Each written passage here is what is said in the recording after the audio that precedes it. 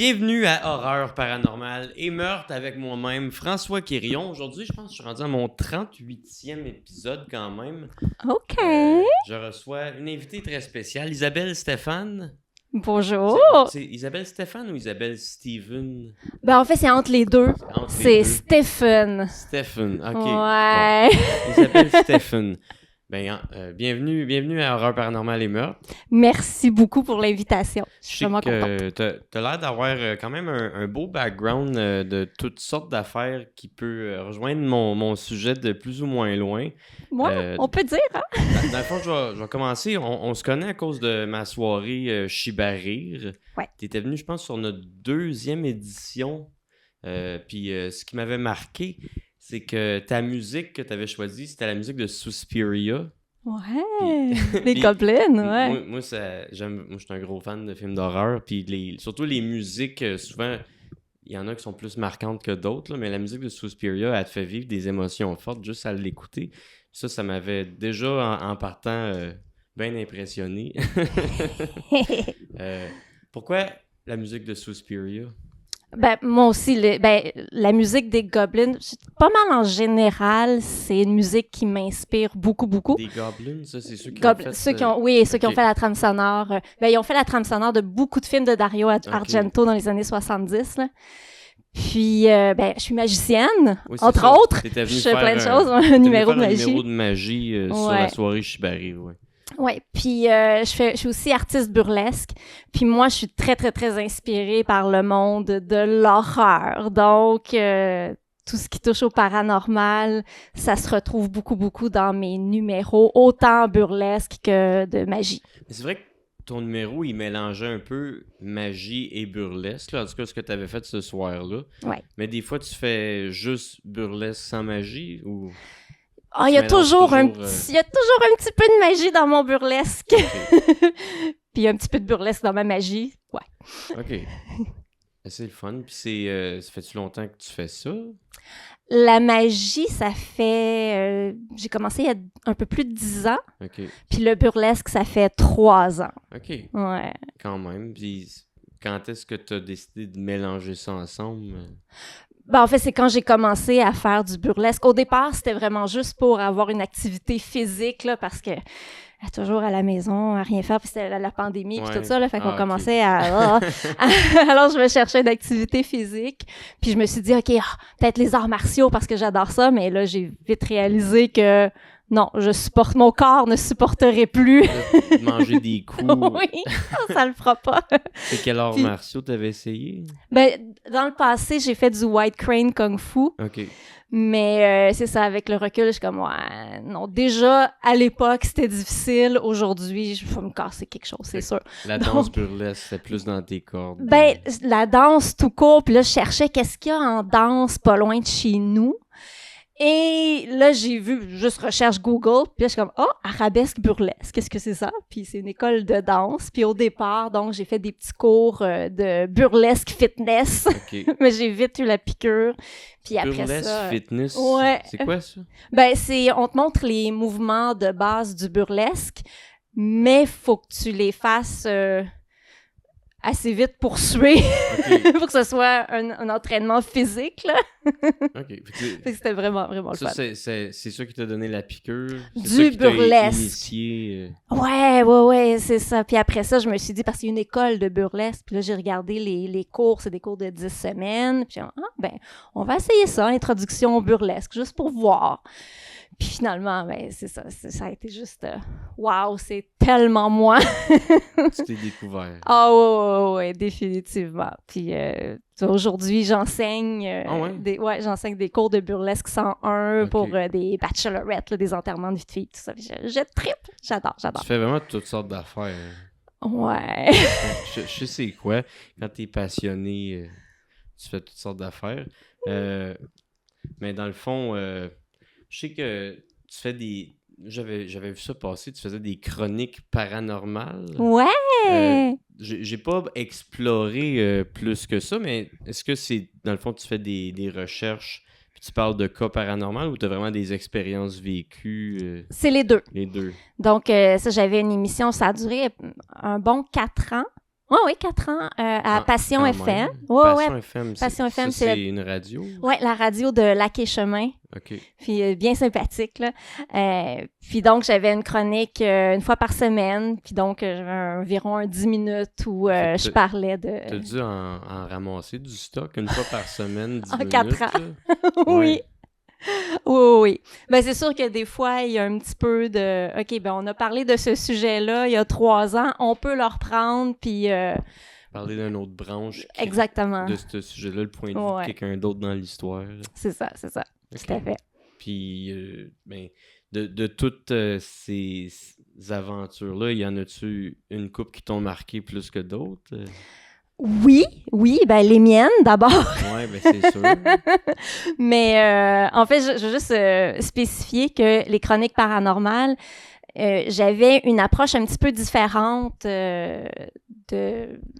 de la majorité, si on peut dire. Donc, je commence par parler d'un phénomène paranormal, que ce soit ce que j'ai vécu, ce que quelqu'un d'autre m'a raconté qu'il a vécu. Et donc, je parle du phénomène. Et ensuite, ben, je vais trouver des explications scientifiques. Okay. Donc, je vais essayer de trouver... Voir tous les côtés de la médaille. Ben, exactement, sans totalement fermer la porte au paranormal. Je me dis peut-être que... Il ne faut jamais fermer la porte totalement, mais c'est ça, je trouvais les explications naturelles au surnaturel, finalement. OK. Est-ce que tu en trouvais toujours une explication naturelle? Presque. OK. J'ai un cas où est-ce que j'ai aucune idée. Rien qu'un? Ouais. Mais c'est lui, je veux entendre. Ben, je peux te le raconter. C'est un fait vécu par toi-même? C'est un fait vécu par des gens très, très, très, très proches de moi que je sais qui inventeraient rien. OK. Puis c'est de la famille, là. Donc, c'est vraiment, vraiment bizarre. Donc, un couple, ils sont en train de travailler, ils habitent en campagne, ils sont en train de travailler sur le terrain. Puis là, tout d'un coup, ils entendent quelque chose comme si quelque chose qui allait très, très vite, qui a passé entre les deux. Okay. Ça a fait un son, là, quelque chose comme ça, là. Donc, puis là, bon, OK, je vais te faire une confidence. C'est arrivé à mes parents. Okay. Donc, mon père qui dit « Oh mon Dieu! » Oui, ben c'est ça. Là, mon père qui est en panique, il dit « Oh mon Dieu, on nous attaque, qu'est-ce qui se passe? » Puis là, bien évidemment, c'est juste entendu ou ils ont senti quelque chose? Ils ont vraiment senti quelque chose. Oui, quelque chose comme un vent, quelque chose de rapide en plus d'entendre le son. Puis là, mon père un peu en panique, qu'est-ce qui se passe? On est attaqué. Mais finalement, ça reste comme ça, comme OK. Puis là, il regarde autour, il n'y a rien. Il y a pas d'impact ou quoi que ce soit. Il n'y a rien de visuel non plus. Fait que bon, il continue à travailler. Puis là, mon père se sent poussé dans le dos. Puis il dit, ben voyons, qu'est-ce que c'est ça? Puis il se retourne, il n'y a personne.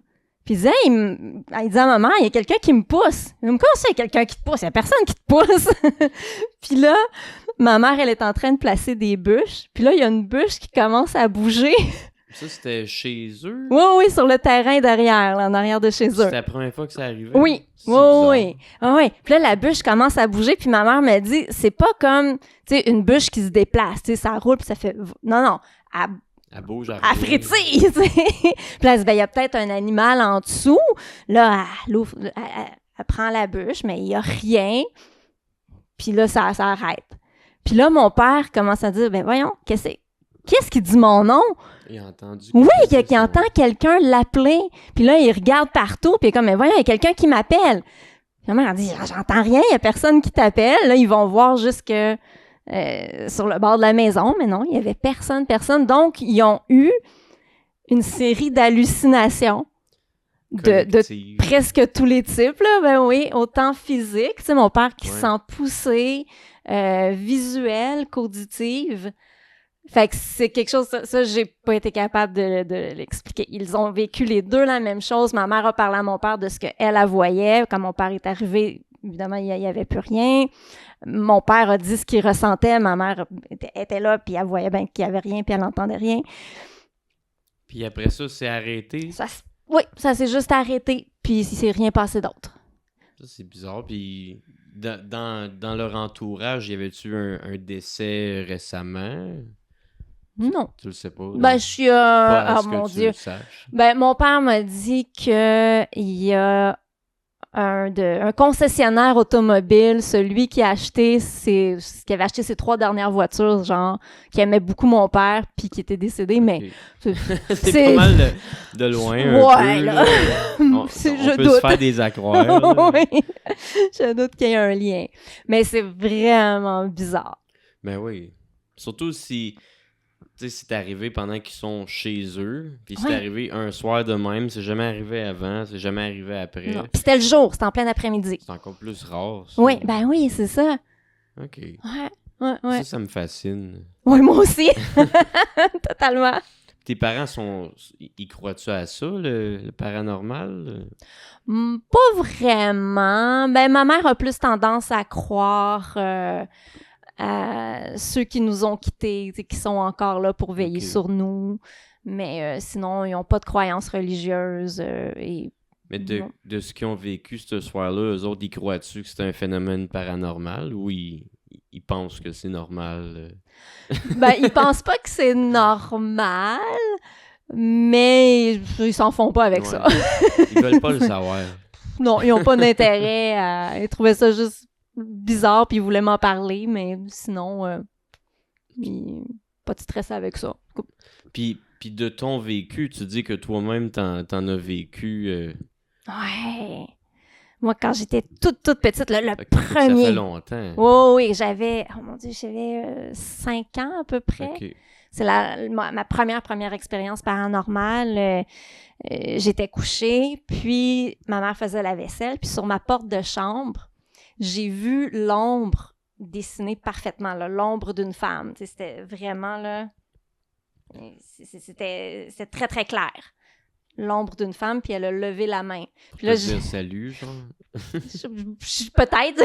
Je ne sais pas. Puis là, je dis à ma mère candidement, « C'est qui la madame sur ma porte? » Ma mère arrive en courant. Elle est comme, « Quelle madame? Quelle porte? » Ben, il y avait une madame sur ma porte. Puis ma mère, elle dit, ben, elle n'est plus là, il n'y a pas de problème. Puis comme, OK. Puis je me suis juste couchée, je me suis endormie, puis c'est tout. Et, ben, excuse-moi, tu peux continuer. Continue. OK, ben, par la suite, ma mère, elle a été demander aux voisins, voisines, s'il y a quelqu'un qui était décédé dans la maison avant.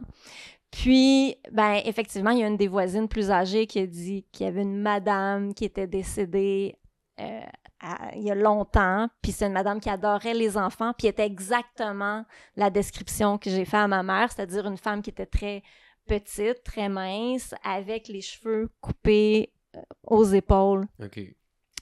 Donc, là, ma mère, elle est comme, ah bon, ben... Puis t'avais jamais entendu de description de cette madame-là avant de voir ça? Du tout. Puis ma mère, elle m'a juste dit, ben, je pense que c'est la madame qui habitait ici avant, puis il n'y a pas de problème, elle aimait beaucoup les enfants. Je suis comme, bon, d'accord, pas de stress. Mais là, tu as dit tantôt que l'histoire avec tes parents, c'est la seule histoire que tu n'avais pas trouvé d'explication naturelle. Oui. Fait que c'est quoi l'explication naturelle de ce que tu as vécu quand tu avais 5 ans? Ben, en fait, à cet âge-là, mon héroïne préférée, c'était la femme invisible. OK. Des Fantastic Four. Fantastiques. Ouais. Puis, ben, dans l'animation, ben, elle est perçue comme un peu une ombre et elle a exactement les mêmes caractéristiques physiques de ce que j'ai vu. Et au moment où j'ai vu cette ombre-là, ben, c'était le soir assez tard. J'étais couchée pour dormir et c'est à ce moment-là qu'on a le plus fréquemment des visions, des hallucinations. Donc, probablement que j'étais en train de m'endormir, puis que j'ai eu l'hallucination de mon personnage préféré sur la porte de ma chambre. Ça serait une explication logique. Ouais. Mais j'aime quand même croire que c'était la madame morte qui disait allô. Mais peut-être que c'est ça, peut-être. Parce que quand j'étais petit, tu sais, je tripais ces super-héros. Je les ai jamais hallucinés en tombant endormi non plus. Là. Fait que ça se peut, mais c'est pas quelque chose qui arrive quand même fréquemment. Ouais. Mais fait, ça peut être un ou l'autre, puis on le saura jamais vraiment. Là. Malheureusement, je pense pas. Vous avez resté dans cette maison-là longtemps. T'as-tu revu cette madame-là? Non. Jamais. Ça a été la seule chose... Ben, c'est pas la seule chose étrange. Là. J'ai déjà perdu un schtroumpf. Mais c'est normal de perdre des jouets. Le Schtroumpf a tombé. Je Ok. l'ai vu tomber. J'ai été le ramasser. Il était plus là. Tombé où, en arrière d'un meuble? Non, il y avait comme un comptoir. Puis il a juste tombé sur le côté du comptoir. Puis là, ben, j'ai fait le tour du comptoir pour aller le chercher. Mais il était plus là. Des objets qui disparaissent, ça m'arrive. Mais c'est Ça, weird. Ben oui. Ici, ça arrive que je perds des objets puis qu'ils réapparaissent jamais. Comme là j'ai une nouvelle bague avec une tête de mort, mais avant, j'avais une bague de Freddy. Puis, un moment donné, tu sais, j'ai aucun souvenir d'avoir enlevé. Tu sais, je l'enlève quand je me lave les mains ou quand je fais la vaisselle, puis je vais tout le temps la déposer à côté du lavabo ou sur ma table de chevet, tu sais. Puis, juste un soir de même, j'ai aucun souvenir de l'avoir enlevé, mais j'ai le feeling qu'elle n'est plus là. Là, je regarde ma main, puis il y avait encore comme, tu sais, la marque de même, là, comme si je venais de l'enlever, tu sais. Puis, je l'ai jamais retrouvé. J'ai aucun souvenir de l'avoir enlevé. J'ai regardé partout dans la maison. J'ai même fouillé dans les poubelles, 3-4 fois. Je l'ai jamais retrouvé. Puis j'avais la marque comme si je venais juste de l'enlever. Ah, wow! Puis ça a disparu. Puis là, je me suis dit, à un moment donné, je vais la revoir. Si j'enlève une bague, je la goroche pas dans le fond de la garde-robe. Là, mais jamais retrouvé. Ben... Je sais pas. Elle a disparu dans le... The Dream Realm. Ça va être avec mon Schtroumpf. Ouais. Mais quand on a déménagé, mes parents ont vraiment fait attention de tout. Quand ils ont tout défait le sous-sol, puis ils l'ont jamais trouvé non plus. Là. C'est bizarre. Mais encore là, la façon rationnelle de l'expliquer, ben, c'est mon souvenir. Ça fait très, très, très longtemps. Faut pas se fier à ses souvenirs. Ouais. Surtout pas se fier à ses souvenirs parce que notre cerveau, c'est pas comme un ordinateur qui enregistre parfaitement bien ce qui se passe. Il va toujours... c'est comme si on se refait un scénario à chaque fois qu'on se remémore un événement. Donc, je me dis, ben peut-être que je me suis mal remémoré cet événement-là puis que ça s'est pas passé comme ça du tout. Donc, peut-être. Ça se peut. Mais tu vois, moi, ça m'est arrivé. Mais pour ta bague, là, pas longtemps. non, c'est ça, là, c'est pas... Puis je me suis dit, peut-être j'ai fait un faux mouvement. Je l'ai jeté dans la poubelle ou de recyclage, mais elle était pas là. C'est bizarre. C'est une bague de Freddy, en plus. C'est encore plus bizarre. Mais ça, je m'en fais pas trop avec ça. Je me dis... Je suis ouvert à ça. Des fois, il y a peut-être des affaires qui vont plus m'arriver parce que je suis ouvert à ça aussi. Là. Peut-être. Ouais.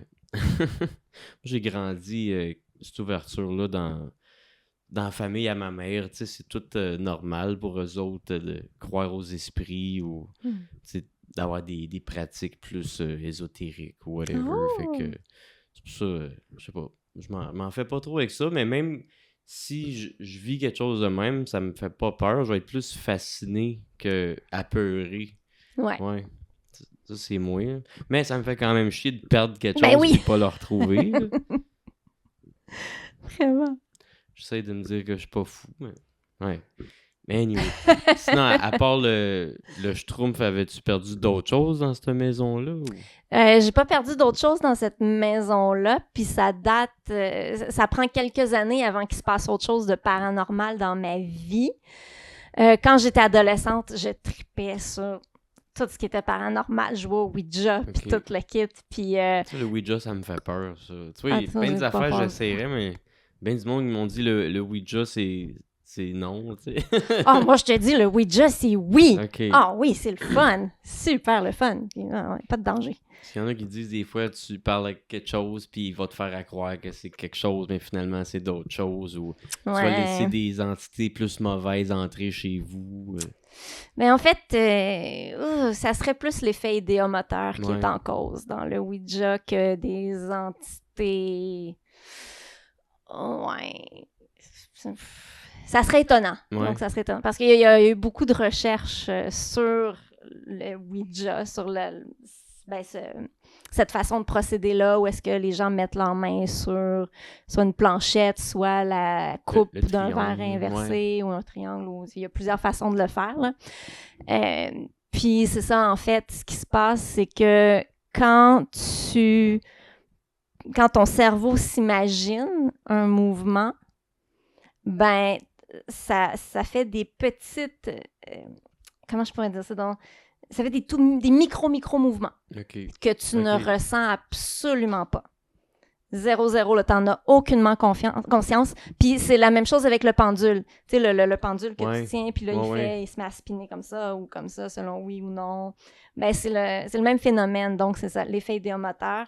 Alors, ça crée des micro-mouvements, puis ça va faire bouger sans que tu aies conscience que c'est, dans le fond, toi qui le bouge, tu sais, avec les autres, là. Mais ça serait ça. Fait que t'as jamais eu de mauvaise expérience avec le Ouija? Jamais. Jamais t'as ouvert une porte après ça, les armoires claquaient tout seules dans la maison? Non. Ben, à part une fois. Non, il n'y avait pas d'armoire. Il n'y avait pas d'armoire qui claquait. Mais bon, mes parents étaient partis pour la journée. Puis un après-midi, je me suis dit, je vais jouer au Ouija toute seule. Puis je voulais communiquer parce qu'à ce moment-là, quand j'étais adolescente, je croyais. Une règle de ne pas jouer toute seule, justement? Ouais, dans les règles qui est décrites dans le jeu. Ouais, mais moi, les règles, bon. Donc, je me dis, s'il y a quelque chose, je vais arriver à communiquer avec ce qu'il y a chez moi. Puis, c'est sûr qu'il y a quelque chose parce que j'avais déjà eu une vision d'un clown vraiment, vraiment le fun, là. C'est le fun, ça? Ah oui, je me suis réveillée en pleine nuit. Puis, il y avait le clown au pied de mon lit qui était comme un peu translucide. Puis, je pouvais pas rien faire. Tu sais, j'étais vraiment paralysée. C'est vraiment épeurant, ça.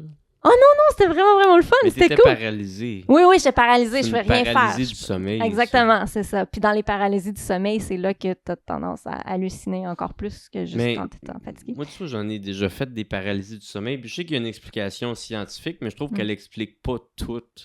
Ah, c'est quelle partie tu trouves qu'elle explique pas? Ben... Je trouve que, je sais pas, il y a quelque chose que je comprends pas quand même. Tu sais, on dirait, moi, je pense vraiment que c'est un phénomène paranormal puis pas un phénomène scientifique, mais je pense que c'est un phénomène scientifique qui se passe dans ton cerveau par rapport à quelque chose de paranormal. Ah, ok, c'est intéressant. Plus quelque chose de même. Ok. Parce que où ce que j'en ai eu, c'était dans une maison où quelqu'un s'était suicidé, puis j'en ai jamais refait ailleurs non plus. OK. Puis ce que j'ai vu, c'était vraiment épeurant, là. C'était comme... J'étais couché dans mon lit, je pouvais pas bouger, je sentais une pression. Ouais. Puis il y avait genre des personnes avec des capuchons noirs qui passaient dans ma chambre, qui passaient d'un mur à l'autre, puis ils marchaient genre en ligne, puis j'entendais des whispers... C'était fucking épeurant. C'est l'affaire la plus épeurante que j'ai jamais vécue. Puis c'était comme être réveillé. Tu sais, j'avais les yeux ouverts, puis je voyais ça. Puis c'était dans la cave de cette maison-là où le gars, il s'était suicidé. Puis en tout cas, grosse affaire dark, là. Ouais. Mais je sais pas, je sais que j'avais regardé un documentaire, puis on dirait la science explique un peu, mais il expliquera pas le degré où, tu sais, il y a du monde qui vont voir différentes affaires, ou il y en a qui vont voir tout le temps, tu sais, mettons l'homme avec le chapeau, là, un genre de shadow people avec un chapeau. Ouais. Ça, il y a beaucoup de monde qui l'ont vu. Moi, je trouve ça bizarre. Que plein de monde qui n'ont pas rapport voient les mêmes entités, là. Ouais, ben en même temps, si c'est des gens qui sont ouverts à ce sujet-là, qui sont au courant que des gens voient un homme avec un chapeau, ben ouais, c'est ça. Parce que ce phénomène-là, tu sais, t'as souvent des hallucinations, c'est pas juste visuel, c'est aussi physique, ça peut même être olfactif. Puis, ben, toi-même, t'as entendu, t'as vu. Donc, c'est vraiment, tu sais, c'est comme si ton cerveau, t'es à moitié réveillé, tu sais, ton corps est réveillé, mais ton cerveau est encore endormi. Puis, ton cerveau, ben, si tu le laisses aller, si on peut dire, il va souvent aller vers les affaires que tu veux pas aller. T'es comme, OK, là, faudrait juste pas que je vois, je sais pas, si t'as peur des araignées, une araignée géante, oh non, pas une araignée géante, puis là, tu une araignée géante là-bas. Genre, donc, ton cerveau va avoir tendance à aller vers les choses que tu veux pas voir, que tu veux pas entendre, que... Mais toi, tu voulais voir un clown, ça te faisait pas peur? Ben, ça me faisait pas peur. Moi, je trouvais ça sympathique, en fait, là. Mais il n'est pas resté très longtemps. Il s'est tranquillement dissous. Ok. Puis, je le voyais peu après. Non, ben, je sais pas pourquoi j'ai jamais eu peur. Ben, depuis que je suis toute petite, tu sais, moi, ma mère, elle me lisait ces histoires qu'elle me racontait pour m'endormir. C'était les résumés de ses livres de Stephen King. Ok. Genre. Les résumés.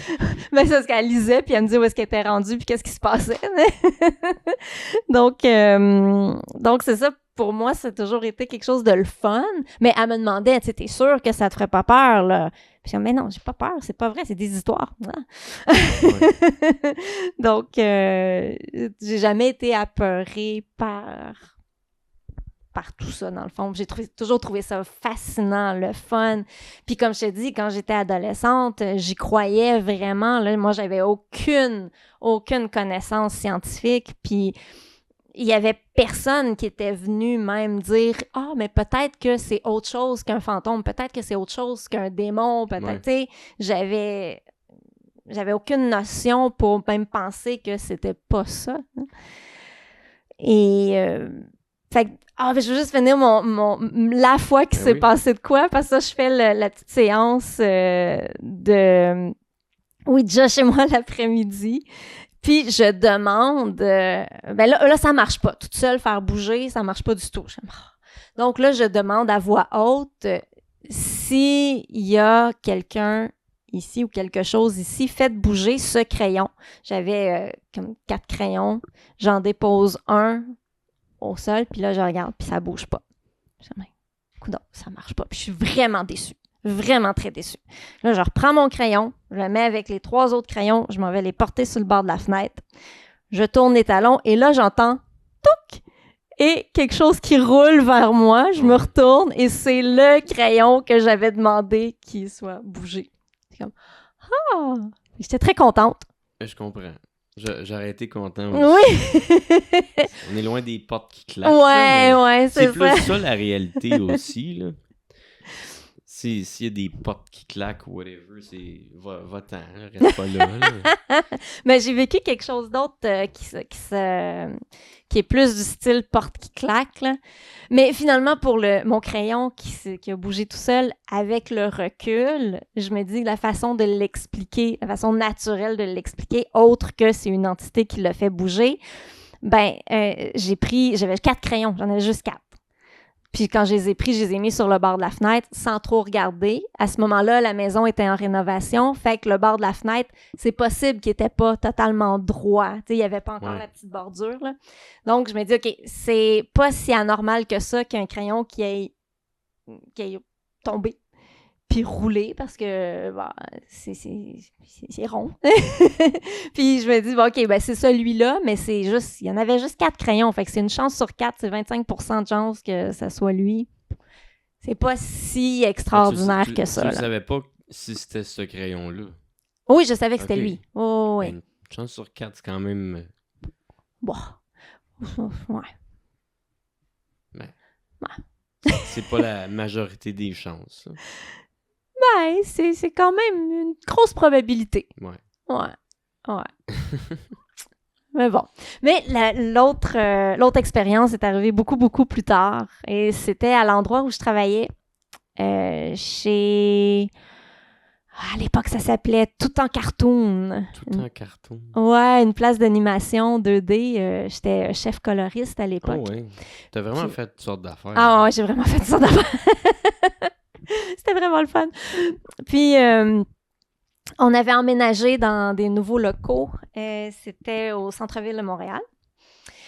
Et un matin, j'arrive généralement assez tôt. Et bon, j'arrive, puis je m'en vais en haut pour... je pense que j'allais juste dire bonjour au grand patron qui devait être déjà là. Puis, en passant dans le petit couloir, on avait une pièce une pièce à débarras. Puis, en regardant dans la pièce, j'ai vu, la porte était fermée, mais il y a une fenêtre. Puis là, il y avait plein de dossiers, de feuilles par terre. C'est comme si quelqu'un avait piqué une crise de nerfs puis qu'il avait tout foutu à terre. Je suis comme, mais voyons, c'est bizarre. Donc, je vais voir le grand patron. Puis je dis, mais c'est weird, là, il s'est passé quelque chose dans le petit débarras. Puis là, il dit, je vais demander à la femme de ménage. Elle était là hier, puis elle est là ce matin. Donc, il va la chercher, puis elle dit, hier soir, c'était pas comme ça. OK. Il n'y avait pas de caméra de surveillance. Il n'y avait pas de caméra, malheureusement. Maudit. Oui. Ça aurait été bon. Eh là là. Mais non. Donc, la femme de ménage replace les dossiers. Puis bon, on commence la journée de travail. Personne n'en parle. Bon, c'est pas plus grave. Et plus tard, je remonte. Je regarde dans la petite pièce en question. Et là, toutes les chaises... Parce qu'il y avait des chaises à roulettes, là, un petit peu partout. C'est le débarras. Fait qu'il y avait comme des bureaux en L, puis il y avait des chaises de poussées sur les bureaux. Puis toutes les chaises, toutes, sont dans la porte. Dans la porte qui est fermée. OK. Ça, c'est bizarre. C'est vraiment bizarre. Si quelqu'un a fait ça, il faut qu'il ait sorti quelque part. Ben, c'est ça. Là, je vais chercher le grand patron encore. Je dis, OK, il y a quelque chose d'autre qui se passe dans cette pièce-là. Fait que là, tout le temps dans la même pièce? Dans la même pièce, ça, oui. Fait que là, il revient voir. Puis là, il dit, là, c'est quelqu'un qui nous niaise, ça, après ce qui est arrivé avant. Puis je suis comme, mais comment il a pu faire ça?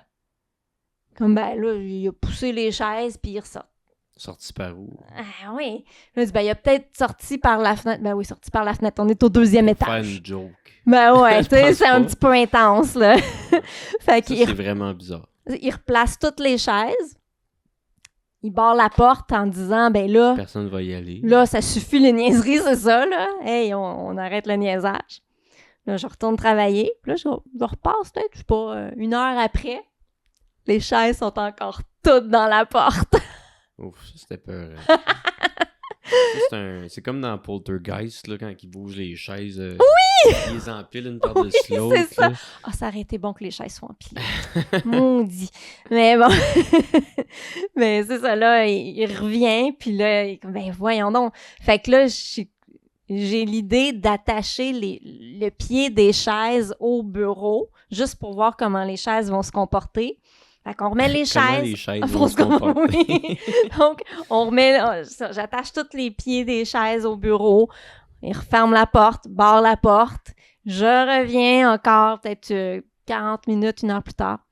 Et les chaises sont toutes tournées vers la porte et les cordes sont étirées au maximum. Là. Les chaises veulent clairement s'en venir vers la porte. Quelque chose, là. Ah, ouais. C'était-tu une vieille bâtisse, oui. Sûrement, là? Tout le temps ça. Oui, c'était une vieille bâtisse. Mais ce n'est que plusieurs mois après. En fait, à ce moment-là, moi, je croyais encore à pas mal tout. Et j'ai lu le livre Paranormality, que je pensais qu'il était un livre sur le paranormal, mais finalement, c'est un livre qui explique scientifiquement les différents phénomènes paranormaux. Mais comment que scientifiquement, les chaises bougent tout seules d'une porte barrée? Ben voilà, j'ai trouvé. Je l'ai trouvé, je te jure. Fait que là, j'ai commencé à analyser donc les différents phénomènes et tout, et à prendre conscience de comment le cerveau fonctionne, nos biais cognitifs et tout ça. Puis, en fait, je me suis souvenu qu'à ce moment-là, où les chaises se déplaçaient toutes seules, il y avait de la construction dans le secteur. Beaucoup, beaucoup de construction. Puis là, j'ai flashé de « Ah ben oui, c'est logique. » D'abord, les dossiers, ils étaient sur le bord d'un bureau. Le marteau-piqueur, puis tout ça, ça a pu le faire se déplacer, puis juste tomber à terre. Ça n'aurait pas fait ça dans toutes les pièces? Pas nécessairement, parce que c'était la pièce du coin. OK. Ça fait... Ouais. Puis... j'ai demandé dernièrement au grand patron s'il se souvient... Le plancher de cette pièce-là, ça se peut-tu qu'il était un petit peu croche? Ça pourrait expliquer qu'après ça, les vibrations aient fait que les chaises se déplaçaient vers un point, si c'est un petit peu en pente, mais à force de vibrer. Si c'est une vieille bâtisse, c'est sûr, les planchers sont grands. C'est ça, exactement. Il s'en souvenait pas, malheureusement, mais bon. Mais tu l'as recontacté récemment?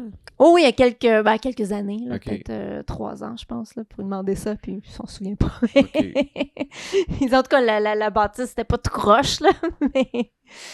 ces planchers-là, il s'en souvient pas. C'est une drôle d'histoire quand même. Ben oui! C'était C'est fun, à hein? se demander, mais je trouve vraiment t'as une vision wise de voir la réalité ou la logique des choses, là, parce que d'une pièce barrée avec des chaises attachées, je suis pas sûr j'aurais pris le temps de me dire c'est sûr, il y a une explication logique à ça.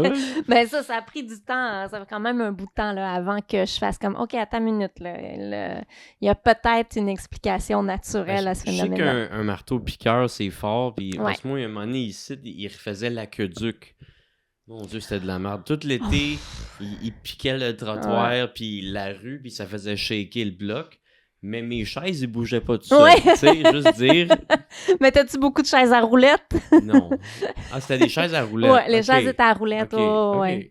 C'est peut-être plus plausible. Ben, c'est ça. Oui, sinon, si ça n'avait pas été des chaises à roulettes, non, ça n'aurait pas marché. Mais, ouais. C'est probablement ça qui s'est passé. Puis oui, c'était des trucs, tu sais, ils faisaient du marteau-piqueur dans les secteurs. Ça fait vraiment shaker la structure au complet, là. Ben oui, c'est ça. Je suis tellement content, c'est fini. Oui, je travaille dehors tout l'été à chaleur d'un festival. Là, les journées où je travaillais pas, je me faisais réveiller à 7 heures avec le bloc qui shake. C'était vraiment un été de marde. Je comprends. Aïe. Mais, petite parenthèse, tu m'as envoyé tantôt ta page IMDb. Ouais. Moi, je savais pas que tu avais joué dans des films, tu as dit de série Z. Oui. Je t'allais checker vite fait, mais j'ai lu sur ton IMDb, ça dit que tu as travaillé avec Trauma. Ouais. J'ai pas, en tout cas, dans les titres qu'il y avait, j'ai pas reconnu un titre de Trauma. C'est Tales from the Crapper. Tales from the Crapper. Je l'ai pas vu, celui-là. Mais je suis dedans. Moi, j'ai vu des making-of de Trauma, là, puis ça a l'air que Lloyd Kaufman, c'est un esti de trou de cul on set. Est-ce que c'est aussi chaotique que ça a l'air? Oui. Oui. En fait, mes scènes à moi... En fait, le film Tales from the Crapper, c'est 2 courts-métrages. Et à l'intérieur de ces 2 courts-métrages-là, autour, si on veut, c'est des petits inserts dans lesquels moi je joue avec Lloyd Kaufman, avec Susie Lorraine, avec Joe Fleshaker. Puis je me souviens pas du nom de l'autre personne. Oui, il est décédé, malheureusement. Puis, en fait, moi, quand j'ai eu le scénario, ça disait que, on était dans une piquerie, puis, en tout cas, c'est vraiment trash, là. Puis moi, je me fais tuer par... toujours trash. Ouais. C'est le trash du trash, là. Ça, j'aime ça, là. C'est vraiment cool. Puis, donc, c'est ça, décor d'une piquerie, dans ma tête, c'est ça. Mais là, j'arrive à New York et... on tourne sur une vraie piquerie. Je suis comme, c'est super! Des addicts dans la place? Non, il n'y avait pas d'addicts à ce moment-là. Il a fallu que vous les expulsiez dehors puis ils étaient en tabarnak? Je pense qu'effectivement, ils ont été expulsés, mais il fallait faire extrêmement attention aux seringues. Oui. OK, je m'attendais pas à ça, là. Ça, c'est dangereux. C'est très dangereux. Ouais. Puis, sinon, avec Lloyd Kaufman, moi, j'ai une bonne expérience avec lui parce qu'il m'aimait beaucoup. Je pense que je lui faisais penser à quelqu'un qui connaissait bien puis qui aimait donc profondément. Alors, moi, j'ai été épargnée par... J'ai vu des making-of, puis même les gens qui apprécient travailler avec, qu'on revoit dans plein de films sur les making-of, quand ils focus, des fois, il y a vraiment de l'air juste... focus sur le film puis il te voit plus comme une personne, là, mais je sais pas, peut-être que c'était différent cette journée-là. Effectivement, il était comme ça avec tout les le monde autres acteurs. Oui, c'est ça, moi j'ai vraiment eu énormément de chance. Tu dois être bonne. Puis, c'est pas... Donc, comme je t'ai dit, je suis pas mal sûre que c'est parce que j'ai fait penser à quelqu'un qui aimait vraiment beaucoup, là. Fait qu'avec moi, il a toujours été en douceur, puis même venir me reconduire jusqu'au train parce qu'il fallait que je reparte la journée même du tournage, là, la fin du tournage. Fait qu'il a toujours été très, très, très protecteur avec moi. Là. T'es-tu beaucoup dans le film? T'as-tu des interludes oui. entre... Oui, c'est ça, dans les Tales interludes. From the Crapper. Faut que je regarde ça. Il doit être sur Tubi, j'imagine. Ils sont tous sur Tubi, les traumas. Mais c'est pas bon, là. Allez pas penser là, que c'est bon. C'est pas bon. Si j'aime les trauma movies, je vais trouver ça bon. Ben, tu vas peut-être aimer les interludes. Les 2 courts-métrages, je suis pas sûre. Okay. Mais les 2 courts-métrages, c'était plus série B, un petit peu plus traditionnel. Là. Okay. Mais il y a Julie Strain dedans, un des 2. Elle est cool. Je sais pas si t'as vu Night of Poltergeist, Night of the Chicken Dead. Oui. Moi, c'est surtout ce making-of-là que j'ai vu. Puis j'ai été... Moi, je savais pas que tous les acteurs dans ce film-là sont pas payés. Il y avait pas un acteur payé parce que dans le fond, il y avait une idée. Puis il n'y avait pas l'argent pour faire son idée. Fait qu'ils ont ramassé des fans. « Hey, voulez-vous jouer dans un trauma film? » Puis finalement, tous les fans se sont fait avoir parce qu'ils pensaient que ça serait chill. Puis finalement, c'était comme un tournage vraiment intense de genre 2-3 semaines avec des journées de 20 heures de tournage par jour, ce qui dormait 80 à terre dans une église qu'ils louaient. Puis il y avait, tu sais, trauma movies sont toujours pleins de gore. Là-dedans, ils sont pleins de caca, puis de faux sang. Puis il n'y avait pas de douche, il y avait juste une hose frette en arrière pour les 80 acteurs. Mais c'était-tu de la merde de même? Ça fait vraiment bad. Ouais, ben je suis vraiment contente d'avoir dit non pour t'étais supposée de le faire? Il m'a demandé, puis j'étais comme non, j'irai pas. En fait, j'étais supposée être dans... Il voulait que je sois dans la scène où est-ce que les gens ont des pancartes, puis ils crient, là. J'étais supposée être une des personnes là-dedans. Je disais, mais non, je ferai pas le voyage jusqu'à New York pour... pas payé. Quelques secondes. Moi, pas payé pour quelques secondes dans un film, là.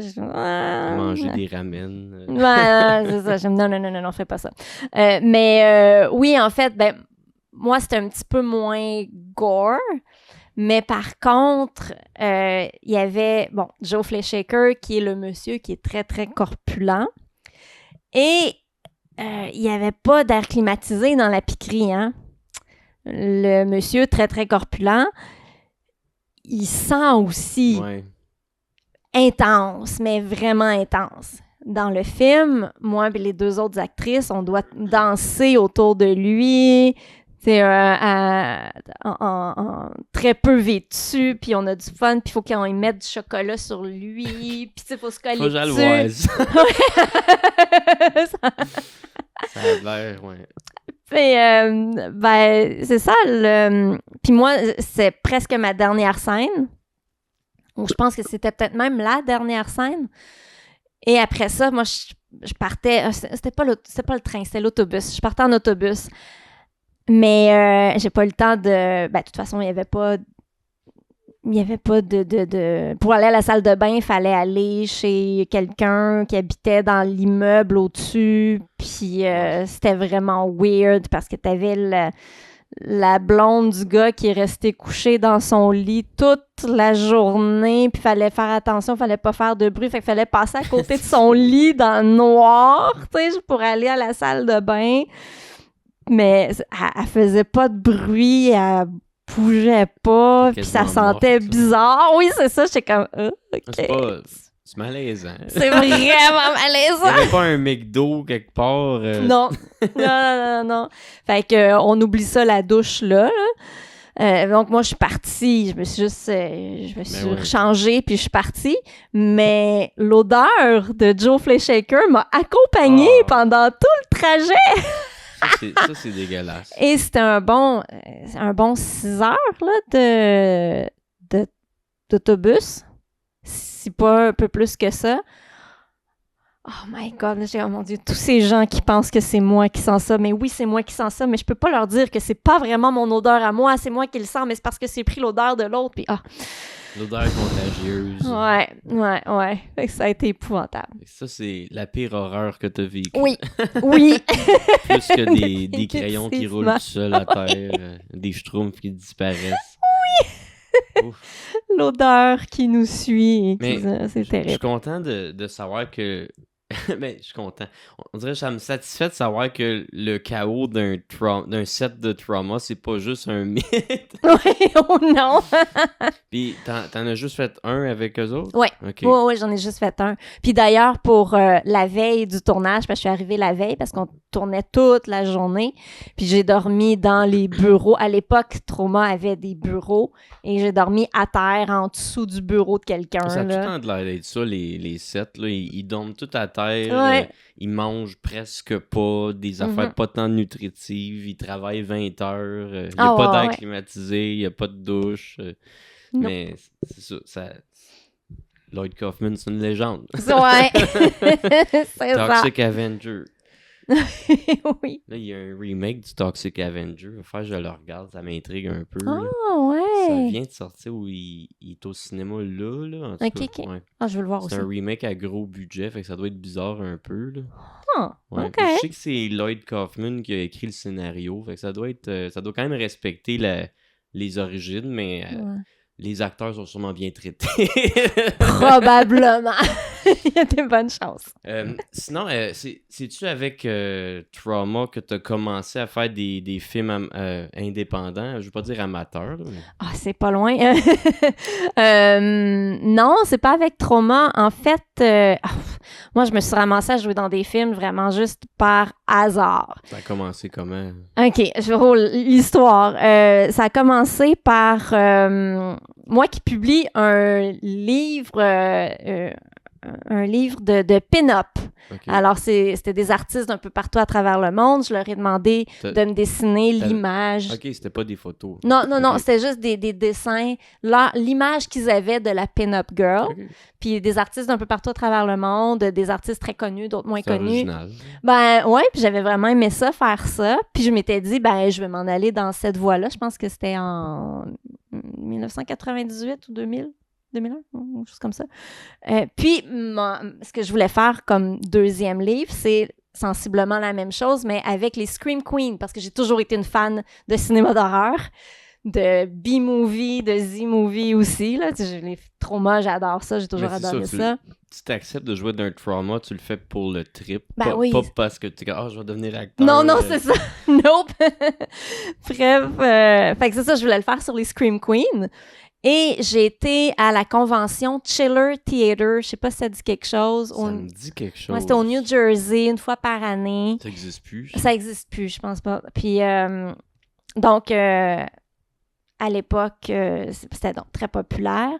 Puis, tu avais des actrices de films d'horreur. Tu avais aussi des acteurs, actrices de tous les niveaux, si on peut dire. Mais moi, j'y allais pour rencontrer les Scream Queens pour leur demander si elles voulaient être modèles pour mon livre. Pour le fun, les Scream Queens?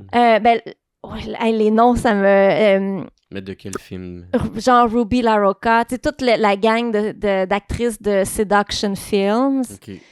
Misty Monday, je sais pas si ça dit quelque chose. Elle a un autre nom maintenant, là, qui est Erin quelque chose, je me souviens plus. Il y avait Tiffany Shepis, qui était à l'époque, c'était la blonde de Danny Elfman, le compositeur. Oui. Ouais. Oui. Il y avait elle, il y avait... les actrices de films d'horreur des années 80 qu'on tripait, là. C'est nice, ça. Je me souviens plus de leur nom, là, ça m'échappe, là. Mais, tu sais, quand même des gens qui étaient connus à l'époque, qui le sont un petit peu moins aujourd'hui. J'ai des visages en tête, là, mais leur nom, je suis désolée, ça m'échappe. Ils ont-tu accepté d'être tes modèles? Oui. Ben oui, tout le monde était très enthousiaste à l'idée de ce projet, qui était vraiment juste une idée de projet. Tu sais, j'allais tâter le terrain, voir si ça les intéressait, puis bon. Et je suis devenue amie immédiatement avec Tiffany Shepis. Tu sais, ça a été comme... Ça a cliqué. On a passé la fin de semaine ensemble. Puis avec un autre acteur, Sean Wallen, tu sais, dans People Under the Stairs, celui qui est dans les murs, là. Oui, lui, il creep. Ouais. C'est quoi son nom? Il Botch ou Roach, me semble. Roach, Ouais, oui, c'est ça, Roach, Botch. exactement. Même affaire, un Ah Botch ou un ouais, Roach. c'est le même combat.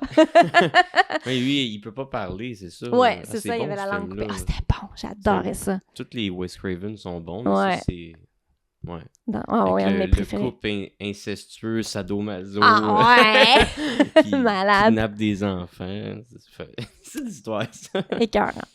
Puis donc, je suis devenue amie avec Stéphanie, qui était amie avec Sean. Fait qu'on s'est tenus les trois ensemble toute la convention. Malade. Puis il y a plein de monde qui nous ont vus ensemble. On a pas, le party, on dansait, puis tout ça.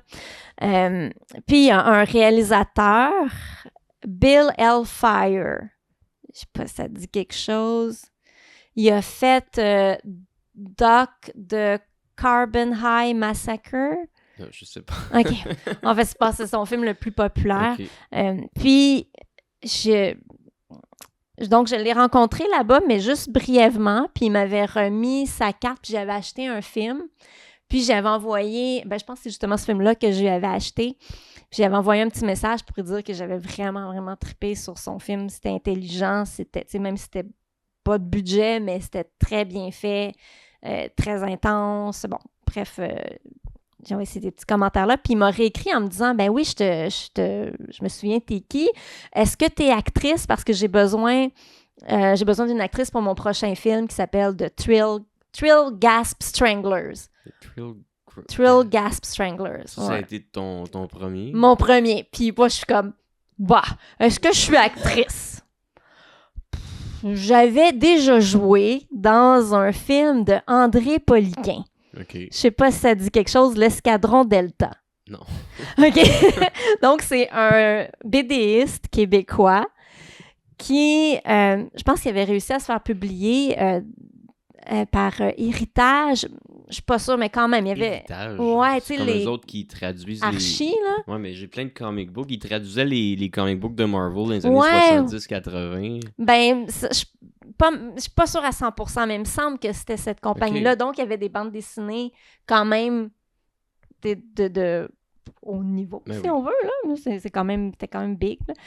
Puis, lui, il a décidé de faire un film avec ses personnages. Un film à maison, avec pas de budget. Puis, son premier film, il n'y avait pas d'acteur. Fait qu'il a fait tous les personnages tout seul. C'est comme Annie Brocoli. Puis son histoire, c'était avec des ninjas puis tout ça. Fait que il faisait juste changer de costume de ninja. Fait que il a conçu tous ses costumes. Il a fait son film. Évidemment, c'est comme... on est dans le série Z, là, ouais. le zéro budget. C'est fait maison, mais ça avait quand même beaucoup de cœur. Puis le deuxième film qu'il a fait, là, il a engagé une actrice, fait qu'il faisait plusieurs rôles, mais on avait une vraie actrice dedans. Puis pour le troisième film, ben là, il a commencé à demander « Y-tu du monde qui aimerait ça jouer dedans? » Puis évidemment, là, c'était devenu un petit peu culte, tu sais, à l'époque, ces films. Donc, c'est comme ça que je me suis retrouvée à jouer, pour la première fois, à jouer dans un film. Je jouais la comtesse Gloria de Varano, la méchante. Vampire, ouais, quasiment. Ouais, j'étais... tout le temps des contes. Oui, mais j'étais la méchante. Puis, ben, ça s'est vraiment bien passé. Tu sais, j'avais pas d'expérience devant la caméra, mais, tu sais, bon, mon expérience, c'était quand j'étais ado, puis on se faisait des petits spectacles où est-ce qu'on lip-syncait des tunes là, devant les amis, tu sais. Ben oui, c'est ça. Mais ça s'est vraiment, vraiment bien passé, puis je sortais bien dans le film. Donc, quand il m'a demandé si j'étais actrice, je suis comme, bah, on va dire que oui. Disons oui. Et... donc, c'est ça. Je me suis rendue là. Il m'a même pas fait passer d'audition. Je me suis rendue là. J'ai tourné le film. Ça s'est vraiment bien passé. Cependant, je me suis rendu compte, après que le film est sorti, que c'était un film fétichiste, plutôt qu'un film vraiment d'horreur, tu sais. Puis là, j'étais comme, mais voyons, ma scène de pendaison est donc ben longue. Fait que ça, je me fais pendre par un couple de genre de psychopathes, là, qui kidnappent moi puis une policière. Puis j'étais super énervée parce que la policière, c'est Ruby LaRocca. Puis j'étais comme, oh my God, je vais jouer aux côtés de Ruby LaRocca, qui était une actrice que j'adore, là. Et donc, c'est ça, là, ils me pendent. Puis, je dis, mais voyons, il semble que c'est une pendaison, OK, peut-être pas immédiat, mais là, ça fait 15 minutes que je me débat, tu sais. C'est pas normal, c'est pas réaliste. Puis c'est ça. Donc, plus tard, j'ai su que, OK, c'était un film sur les fétiches d'étouffement. Ouais, c'est ça. Fait que tous les personnages se faisaient tuer de façon différente. Mais je le savais pas, non. Lu le scénario. Ben, j'avais lu le scénario, mais c'était pas dit dans le scénario que c'était, tu sais, pointu là-dessus, sur ce sujet-là. Fait que, mais c'était quand même une super belle expérience. J'ai eu bien du fun. Puis encore là, mon jeu, ça a bien sorti. Pourquoi? Je sais pas. Puis c'est donc, naturel de se faire pendre. Oui, c'est ça. Je me fais très bien tuer naturellement. Ouais. C'est ça. Puis, ben, en fait, donc, il a parlé de moi à d'autres personnes du milieu parce que le cinéma indépendant, c'est un petit milieu, c'est ça. Fait que donc, j'ai commencé à faire du cinéma aux États-Unis. Après ça, je pense que ça a été Light and Dark Cinema pour Sins of the Father, où est-ce que je me faisais tuer à coups de trépied de caméra de photo, là. Ah ouais, c'était le fun, ça. Puis, puis donc, c'est comme ça que ça s'est passé, là, de bouche à oreille. En fait, comme, OK, ben elle va connaître ses lignes, est fiable, quand il faut qu'elle soit là, elle est là, puis... elle joue bien. C'est ça qui fait que ton nom circule. C'est ça. C'est ça. Puis après ça, ça a commencé un petit peu au Québec. Donc, je pense que c'est Jeff Grenier qui a été le premier à me demander de travailler avec lui. Je pense que oui. Fait que le film Killer Cop 2. Killer Cop. Tu sais, les cops en styromousse qui attaquent. Là. Une police. Non, cop CUP. Ouais. Fait que les cops en styromousse qui attaquent les gens. Okay. Fait que je me fais tuer par des cops en styromousse aussi. Bon, ça. C'est écœurant. C'est vraiment le fun. Ouais. Mais fait que t'as joué autant dans des courts-métrages que des longs-métrages? Oui. OK. Ouais. Puis la plupart des films que t'as joué dedans, on peut-tu les regarder quelque part ou faut les commander vu que c'est indépendant? Je pense qu'il y en a qui sont... c'est sur Prime? Ouais, je pense que c'est possible d'en trouver, là, comme Sins of the Father, je pense qu'il est disponible. Ouais, il y en a quelques-uns. Mais c'est pas nécessairement des bons films, là. C'est quoi un bon film? C'est subjectif? Oui, c'est subjectif, mais tu sais, attendez-vous pas, hein? Il n'y a pas de budget. Oui, She Demons of the Black Sun de S.V. Bell. Lui, je pense qu'il est disponible facilement. Ouais. Ça sonne bon, je sais pas. Ben, moi, je trouvais ça bon, là. Mais moi, j'aime ça, des films d'horreur cheap ou des vieux films de monstres. Ça a un charme.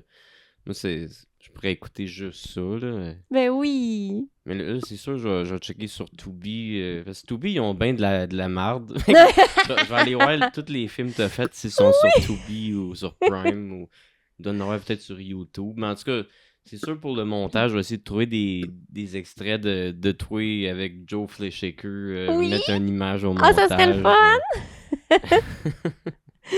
Ouf, l'odeur, c'est dur de... Ça t'a marqué. Ah, oui! Un des moments les plus marquants de ma vie. Sinon, j'avais remarqué que tu avais de l'air assez active en tant qu'actrice de films de série Z, mais entre 2016 à 2024, il y a eu comme un rien. C'est-tu fait exprès ou c'est juste ça a donné de même? Ben, j'ai arrêté à un moment donné. Je travaillais à temps plein, puis c'est parce que le cinéma, c'est beaucoup... on tourne pendant plusieurs jours, fait que je pouvais comme pas vraiment me libérer. Puis en même temps, ça reste vraiment beaucoup, beaucoup de travail. Ouais. Puis c'est pas vraiment payant, fait qu'à un moment donné, j'ai dit, bon, puis j'étais plus âgée aussi, évidemment. Donc, mais tu vois, dernièrement, il y a quelques mois, j'ai fait un vidéoclip qui s'appelle, je pense que c'est juste Vampire. Ouais, fait que des fois, je reviens pour un petit caméo, là, par-ci, par-là. Fait que ça reste une passion. Oui, mais là, je suis trop occupée pour vraiment me lancer à faire un film qui va me demander comme une fin de semaine complète. Non. C'est quoi qui t'occupe dernièrement? C'est-tu les spectacles de magie? Ben oui, c'est sûr que la magie, ça m'occupe vraiment beaucoup. Mais je monte mes numéros de magie parce que là, je vais être... je fais la magie de l'Halloween, le gros spectacle de magie à Saint-Hyacinthe en octobre. C'est cool, ça. Ouais, c'est cool, mais c'est beaucoup, beaucoup de travail. Fait que j'ai 2 numéros à monter. Puis je suis encore aux études en magie. Tu sais, ça fait 10 ans que j'en fais, mais j'ai commencé à aller à l'école magistrale. Donc, une école à Montréal. Trop cool. On est, je pense, la seule vraie, tu sais, ben vraie dans le sens école où est-ce que tu te rends sur place, t'as une salle de classe, là. On dirait toutes les formes d'art à Montréal, ils ont une école. Ouais, ben oui. Théâtre, l'humour, le burlesque, la magie, c'est parfait. Ouais. C'est merveilleux. C'est une ville d'artistes. Ouais.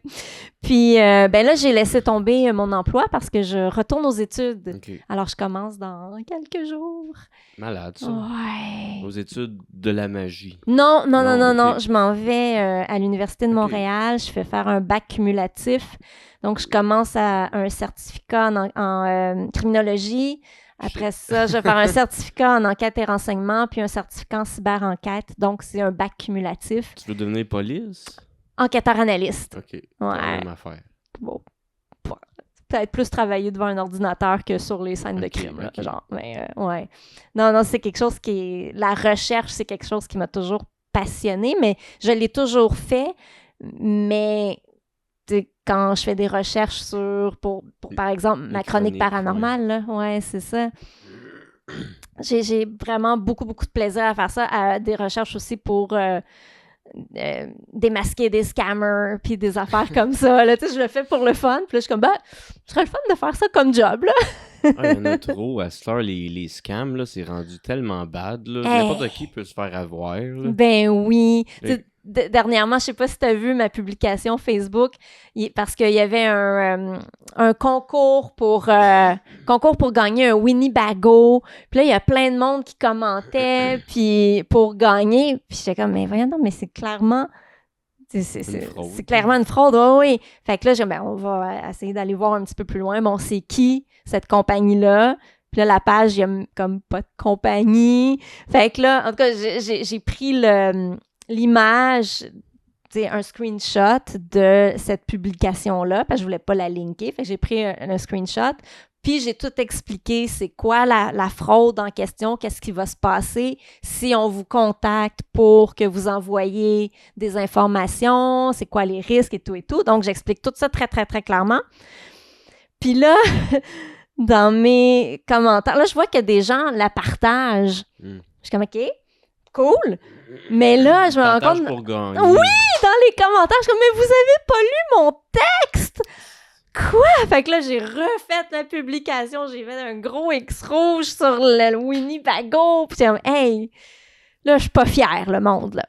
Le monde, il check pas trop loin des fois. Ah, je suis découragée. Moi, ce que je trouve bad comme fraude en ce moment, ça pop dernièrement quand j'écoute YouTube. Il y a une publicité sur YouTube, c'est clairement une fraude, puis YouTube continue de la faire jouer, probablement parce que c'est un AI qui gère tout ça, puis il voit rien de wrong avec la fucking publicité, mais c'est carrément une vidéo faite au AI qui a l'air réaliste de Mark Carney, le premier ministre du Canada, qui dit de scanner un code QR pour downloader une application pour gagner des milliers de dollars par jour. Oh my God! Mais, tu sais, tu regardes, puis ça m'a pris une couple de shots à réaliser que c'était fait au AI parce que ça a vraiment l'air du premier ministre en train de parler qui dit les Canadiens peuvent gagner des milliers de dollars par jour, tu sais, mais ouais, en tout cas, c'est rendu bad, là. Il faut être tellement vigilant maintenant, là. C'est même plus juste un petit vieux mélangé, là, tu sais. Non. Mais c'est quand même louche que le premier ministre te dise download une application pour gagner des milliers de dollars par jour. Mais c'est le fait que Google continue de faire jouer cette pub-là. Pas Google, YouTube, en tout cas. Tu sais, c'est juste... Ça n'a pas de sens. Là. Ils vont juste prendre l'argent. Puis probablement que la personne paye la publicité avec une carte de crédit fraudée. Ça m'est déjà arrivé sur Facebook. À cette heure, je me fais plus avoir. Mais à un moment donné, il y a tout le temps des faux comptes qui disent que c'est Facebook qui t'écrit pour te dire ta page enfreint les règlements. Dans tel jour, on va shut down ta page. Clique ici si tu veux contester. Là, tu cliques. Là, tu rentres toutes tes informations de connexion. Puis là, après ça, ils hackent ta page. Puis là, j'ai réalisé, Facebook, s'ils ont de quoi te dire contre ta page, ils vont te le notifier. Ils vont pas t'écrire en privé, tu sais. Ouais, c'est ça. Mais là, ce qui est arrivé, c'est qu'il y a un hacker qui avait hacké ma page de François Quirion humoriste. Puis là, il avait activé une campagne de publicité pour vendre quelque chose de frauduleux que probablement le monde achetait puis il le recevait jamais. Puis il avait mis sur ma carte de crédit un budget de 750$ par jour de pub Facebook. Non. Grosse marde, là. C'était de la marde avec Meta puis Facebook. Là, c'était de la marde aussi avec Mastercard. Puis là, après ça, j'ai réussi à tout régler puis à me faire rembourser. Mais là, ça a pris 1 an avant que je réussisse à recréer des campagnes de publicité sur ma page parce qu'ils avaient juste bloqué ça. Puis là, quand je leur écrivais, c'était un esti de bot AI qui me répondait. Puis c'était un cercle vicieux, ça. Ouais. Ça en va là. On sort du sujet, mais c'est l'horreur du futur. C'est là, mais voilà. C'est la dystopie qui commence. Oui. Ça me décourage. Ouais. Ben, c'est pour ça que je m'en vais dans ce domaine-là. Là. Mais il faut. Là, on peut pas juste laisser les hackers prendre le contrôle. Là, parce que le bot, il fait pas de différence entre une bonne personne et un hacker. Puis il va juste optimiser ce qu'on lui demande de faire, peu importe. Mais c'est ça. Peut-être qu'à un moment donné, ça va évoluer dans un sens que les créateurs vont faire des trucs pour que justement le AI qui gère les publicités YouTube soit capable de détecter une publicité frauduleuse, mais en même temps, ils font de l'argent avec ça. Fait que... Ouais, c'est ça. Hein? Anyway. Mais enfin, je pense que ce qui est super important, c'est de développer l'esprit critique de la majorité de la population. Là. Ouais. Hyper important. Et c'est pas facile parce que maintenant, on dirait que on est géré par nos émotions. C'est vraiment ça qui fait réagir les gens, qui fait qui vont mener leur vie, leurs croyances. Donc, j'essaie de dire, OK, si vous voyez une publication qui vous choque, qui vous met en colère, ben méfiez-vous de cette publication-là. C'est possible que, c'est probable même que la personne qui l'écrit, allez voir c'est qui. Allez voir c'est quoi son but pour écrire ça. Puis, on va, pour se faire un petit peu moins avoir, un peu moins contrôlé, en fait. Ouais. Mais autant sur le côté fraude, autant sur le côté... l'algorithme qui est géré par l'intelligence artificielle veut générer de la haine parce que il va toujours te pitcher dans ton feed les choses que tu as plus de chances d'interagir avec. Ouais. Fait que c'est pour ça, moi, quand je mets des pubs Facebook pour mes shows Chibarir, il y a tout le temps des esti de morons qui voient ça dans leur feed, des homophobes, du monde qui aime pas les drag queens, puis là, ils vont commenter de la haine. Mais tu sais, eux autres, ils réalisent pas qu'en commentant, ils vont juste en avoir plus du feed de même, tu sais. Ben oui. Mais c'est ça que je trouve niaiseux, tu sais. Veux pas, l'algorithme géré par l'intelligence artificielle optimise pas de la bonne façon. Puis c'est vrai que c'est pas tout le monde, là, mais la plupart du monde ont tendance à plus interagir avec quelque chose qui les font chier. Ouais. Autant des deux côtés, tu sais, un homophobe va réagir, il va haïr les posts de la Pride, ou autant un gars de gauche, il va haïr Donald Trump. Ben là, s'il écrit en dessous du post qu'il haït Donald Trump, il va avoir plein d'affaires de Donald Trump, tu sais. Ouais. Fait que le feed te feed de haine, c'est ça un peu. Il faut essayer de pas réagir à ce qui vient nous chercher puis nous mettre en colère. Faut c'est être pas plus facile. positif. Faut essayer de juste interagir avec les choses qu'on aime. Puis là, on va avoir plus de positif dans notre feed, mais l'humain est tellement rempli de rage. Je sais, c'est terrible. Oh, ouais. Ouais. Là, on sort des sentiers, mais c'est vraiment... c'est une peur que j'ai du futur, là, tout aussi que ça s'en va, parce que ça a commencé à changer vraiment, vraiment vite depuis 3-4 ans. Depuis la pandémie, là. Ouais, mais vraiment vite. Comme on dirait, je suis pas si vieux que ça, mais à cette heure, on dirait que je me sens dépassé par où ce que la technologie s'en va. Je me sens plus visé par les contenus de réseaux sociaux qui sont trend. Tu sais, je me sens complètement déconnecté de toute cette patente-là. Oui, je comprends, moi aussi. C'est déprimant, hein, comme épisode.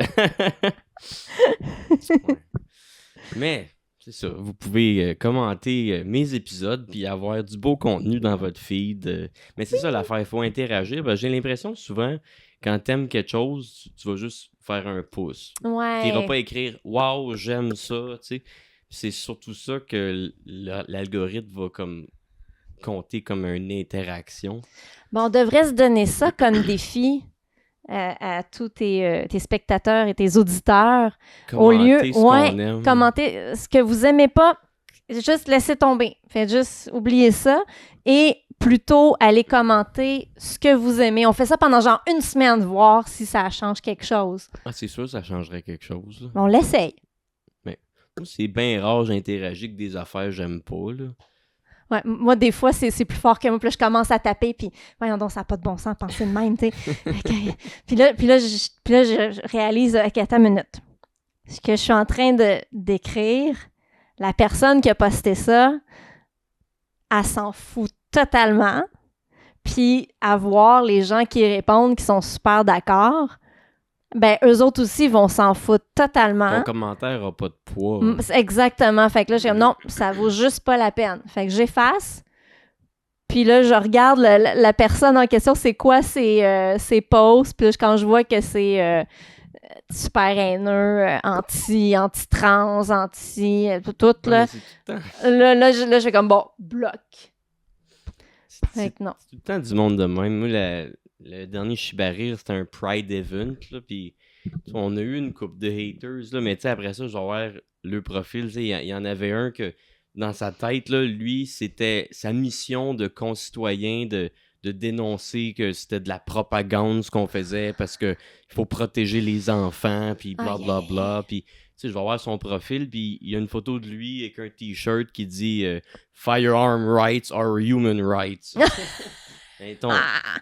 Après ça, tu me dis qu'on fait de la propagande, mais t'es un pro arme à feu. Ton commentaire vaut pas grand-chose, là, mais ça me fait rire. C'est tout le temps le même genre de profil. Ouais. Puis lui, il commente en pensant que son commentaire a du poids sur mon spectacle, mais ça fait juste faire rouler ma pub. C'est vraiment juste ça que ça fait. Mais en tout cas, on peut pas s'en sauver. Là. Je veux pas plaire à tout le monde. C'est juste que je trouve... Il y a du monde vraiment cave. Oui. Aïe.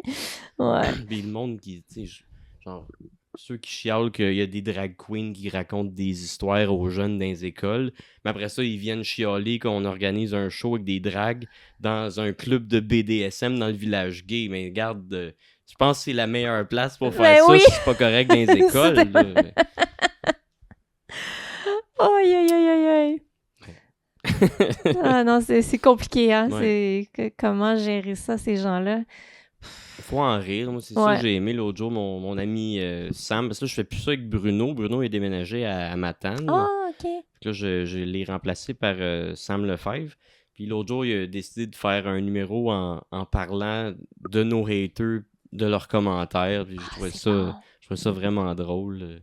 Si le monde, t'en avais un, il avait commenté avec une affaire de Pink Floyd, leave them kids alone, tu sais. Mais il n'y a pas d'enfants à notre show, tu sais. C'est un show de 18 ans et plus dans un club de BDSM. Il n'y a pas de... En tout cas, le monde, ils sont stupides, puis ils s'en rendent même pas compte. Ouais. Je sais pas hein, s'il y a un moyen de les... d'avoir une conversation avec eux autres, mais personnellement... Puis, je pense que par écrit, ça marcherait pas. Je pense qu'il faudrait les rencontrer en personne. Ouais. Avoir une discussion face à face. C'est vrai que ça change tout le temps ta façon de penser de quelqu'un, de le rencontrer ou de le côtoyer. Ouais. Je pense que ça pourrait régler... mais pas certain que ça réglerait tout. Ouais. Là. Il y a du monde qui sont fermés d'esprit à cause de comment ils ont grandi, puis ils changeront pas. Là, puis je sais pas pourquoi que le monde... je sais pas, le monde... ça m'a tellement décollé pendant la semaine de la Pride. Chaque fois que tu vois un post de la Pride, les commentaires, c'est rempli de haine. Ouais. Je sais pas pourquoi le monde sont tellement... Puis tu sais... C'est qu'est-ce que ça fait si le monde sont pas exactement comme toi? Puis c'est surtout sur l'identité de genre. Tu sais, mettons... les gens ils comprennent pas ça. Hein? Le festival de la Pride, c'est plein de haine, mais quand tu regardes un post de Festival Nuit d'Afrique, c'est pas plein de commentaires de racistes. Tu sais, je sais pas. Il y a encore quelque chose dans l'identité de genre que le monde ne veut pas catcher. Puis moi, ce que j'ai à dire là-dessus, c'est important qu'à un moment donné, le monde fasse la distinction. Parce que je suis quelqu'un de queer, j'ai une identité gender fluid, puis je commence à l'accepter de plus en plus, puis de l'afficher. Mais il faut vraiment que le monde comprenne que l'identité de genre, puis le sexe biologique, c'est pas la même affaire. Non. Pour moi, le sexe biologique, c'est purement physique. Puis l'identité de genre, c'est psychologique, et même pour moi, c'est spirituel aussi. Ouais. Puis je pense que ça, il y a bien du monde qui ne comprennent pas ça. Du tout.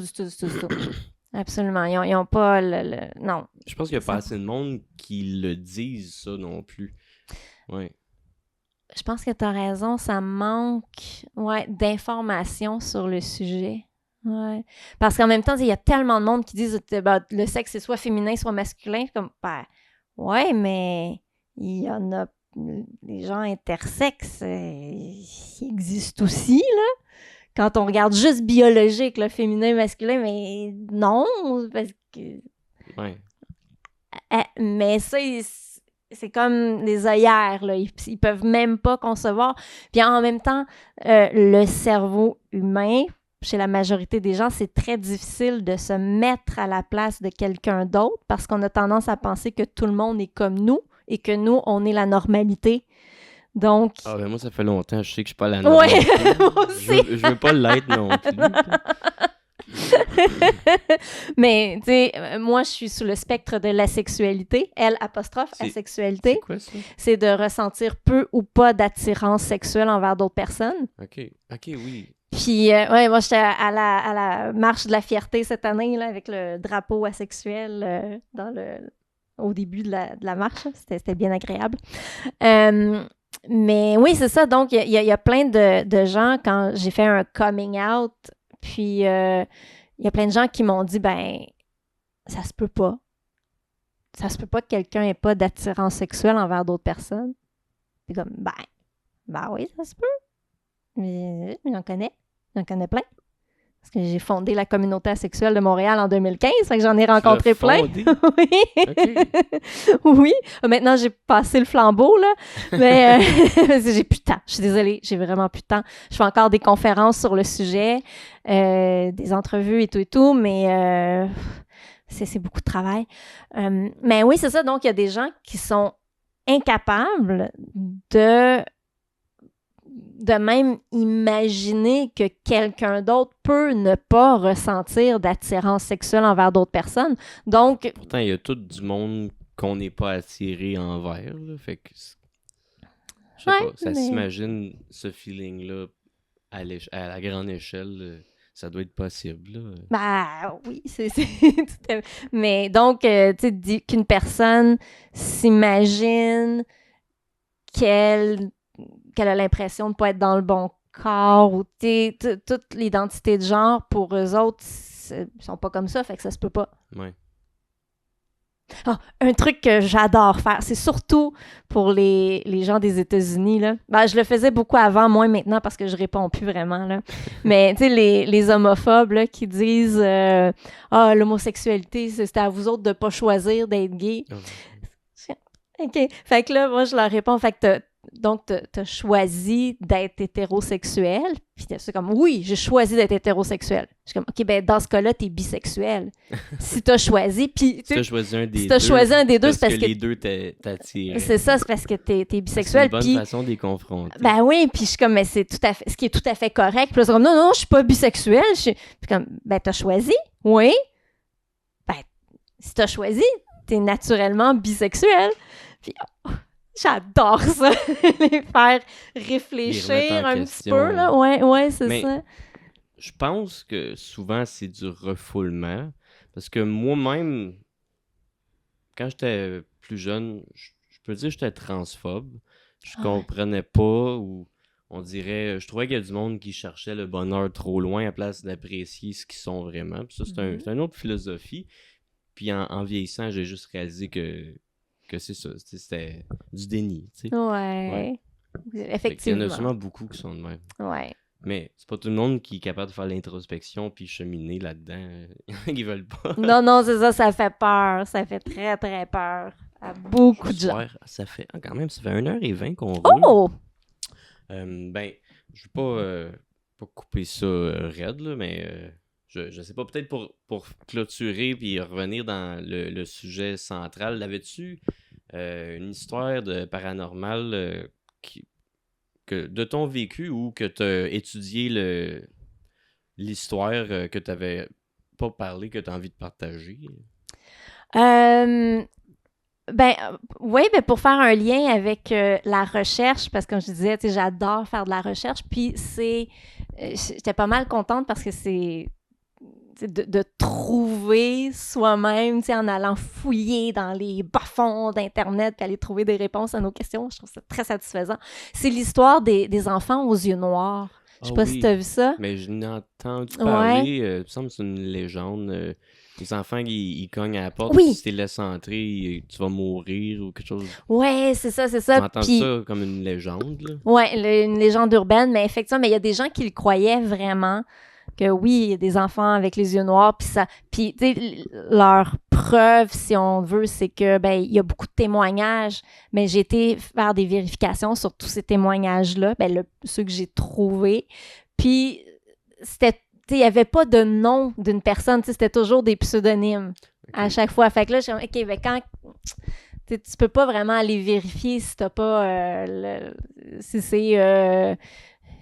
Ticoun 322 qui écrit un témoignage de quelque chose qu'il a vécu, t'es comme Ticoun 322 on peut peut-être pas trop se fier à ça là. Mais il y en avait un, j'ai réussi à trouver la première personne à avoir écrit sur le sujet. Donc, puis là j'ai été voir c'est qui cette personne-là, et c'est un écrivain. OK.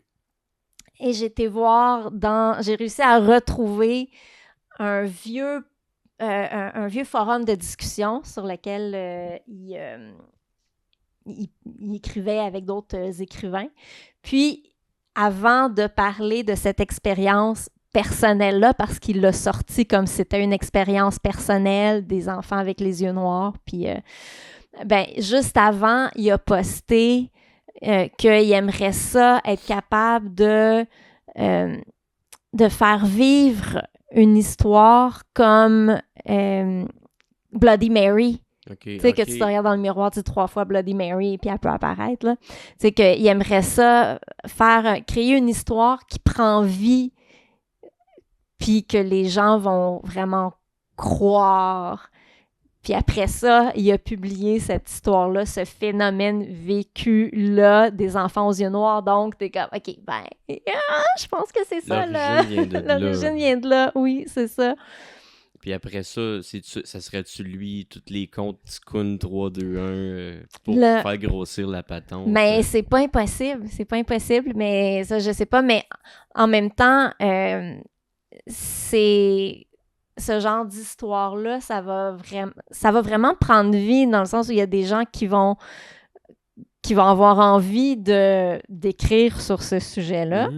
Puis, on a tendance à croire que tout le monde dit la vérité pas mal tout le temps. Je sais, mais je sais pas pourquoi qu'on pense ça.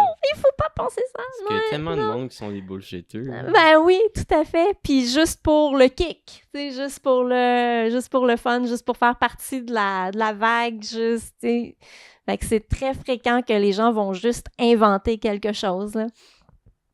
Alors, donc, c'est ça. Mais peut-être que ou qu'une partie des Tikkun 322, c'est le même auteur. J'ai pas pu vérifier, j'ai pas les capacités, pas encore. Ouais. Mais je vais peut-être les avoir dans quelques années.